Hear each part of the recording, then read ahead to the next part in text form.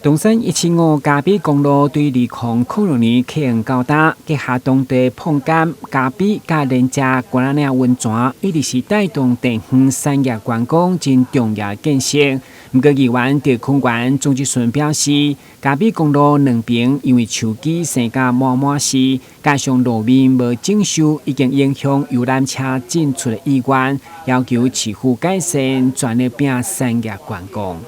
因的讲法，就是讲，因唔敢车唔敢来到这条，唔敢从游客载来遮，因为因的车会叫手机加歹，所以因唔敢来到咱东山嘉比公路，甚至嘉比园区安尼来看咱的观光客影响偌济。最主要是在市话吼，阮加强咱这个修正啊。路面方面，其实这几年来吼，咱拢一直咧维护。175线街道的部分，大概咱差不多就是111年时阵，咱就在做好了。最近咱也阁有机会吼，继续咧铺这个175线。我知影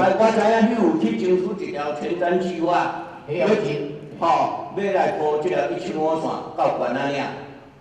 对东山到北河，我是讲已经过冬啊选举前较近，都无看到咱咧叮当。